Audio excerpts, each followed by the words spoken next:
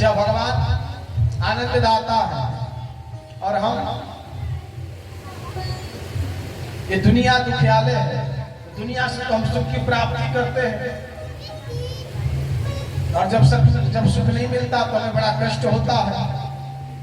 भीष्म पितामह ने कहा, भगवान कृष्ण ने कहा कि अब तो हमारे पास कुछ है नहीं देने के योग्य, हमारे भाई जो हमारे पास लाएगा वही तो हम देंगे, तो भगवान के पास कुछ है ही नहीं, कहां से ये कहते भगवान का कृपा है, भगवान ने दुख दिया, भगवान दुख नहीं देते, अपने कर्म का। यहाँ देखिए, कर्म प्रधान विश्व करी राखा, जो जस करी है तस फल चाखा।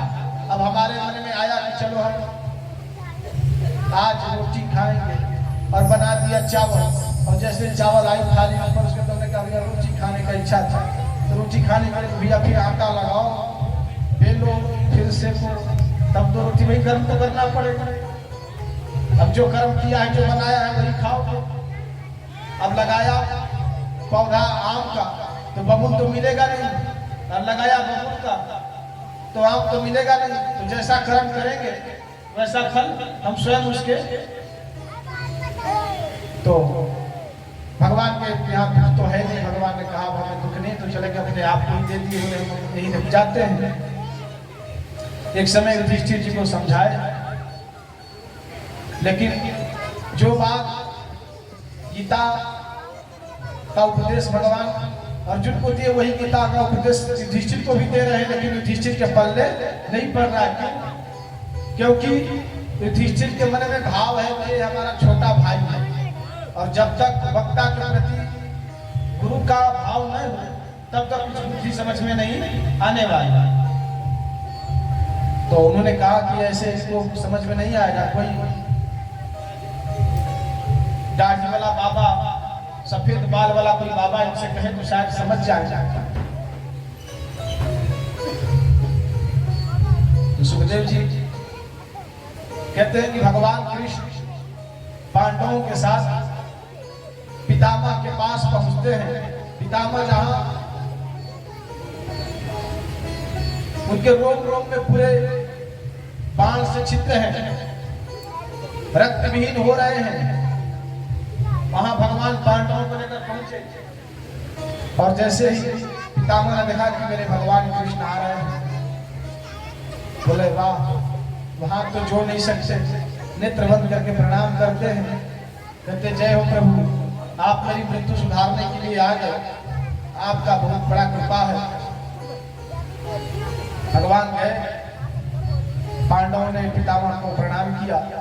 भगवान ने कहा, पितामह आपके पुत्र राजा बन गए हैं, चक्रवर्ती सम्राट बन गए हैं, आप इन्हें कुछ ज्ञान दीजिए, आपका जो अनुभव है। तो पितामह ने कहा कि बेटा, तन पवित्र सेवा किए, धन पवित्र करदान, मन पवित्र हरि भजन सो होत त्रिविध कल्याण। बोले तन पवित्र होता है सेवा करने से। शरीर को पवित्र करना है तो क्या करना पड़ेगा? भगवान की सेवा करनी पड़ेगी, बड़ों का बुजुर्गों का सेवा करना पड़ेगा। और धन पवित्र करेदान, और मन पवित्र होता है भजन कीर्तन करने से। अब धन आप जैसे समझो, एक कुआं है और कुएं में जल है, और कुएं का जल निकालना अगर हम छोड़ दें 10 साल तक तो कुएं से बदबू आने लग जाता है, और जब तक जल निकालते रहेंगे कुआं स्वच्छ रहेगा। अब आजकल तो कुआं ही नहीं रहेगा, अब तो नल हो गए, टंकी हो गए। अब आज के बच्चों से कहो कि कुआं क्या है तो जानते ही नहीं कुआं क्या है। तो धन जो है निकालते रहना चाहिए। अगर धन नहीं निकाले धर्म के लिए ना, तो फिर दूषित हो जाता है। दूषित होता है तो फिर क्या होता है?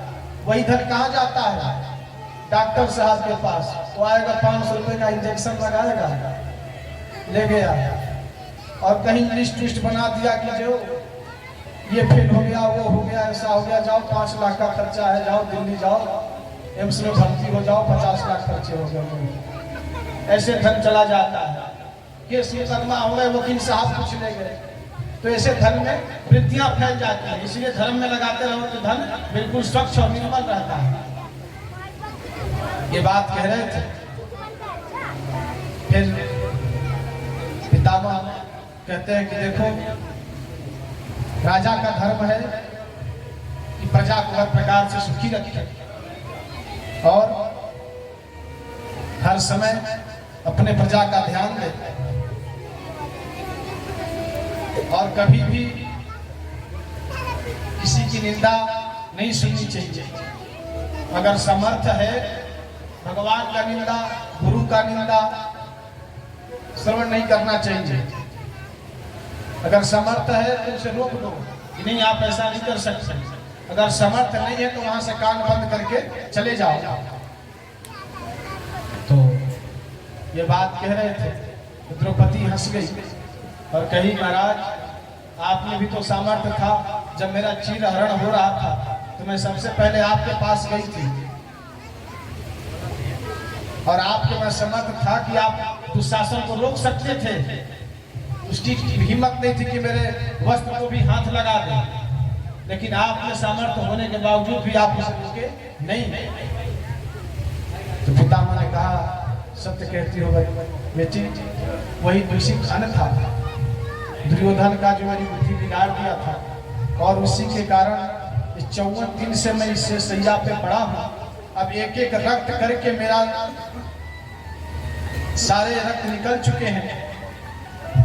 अब मेरा शरीर बिल्कुल शुद्ध हो गया है, मेरी बुद्धि बिल्कुल शुद्ध हो गई है। कहते हैं कि जैसा खाए अन्न वैसा हो मन, और जैसी पिए पानी वैसी हो वाणी।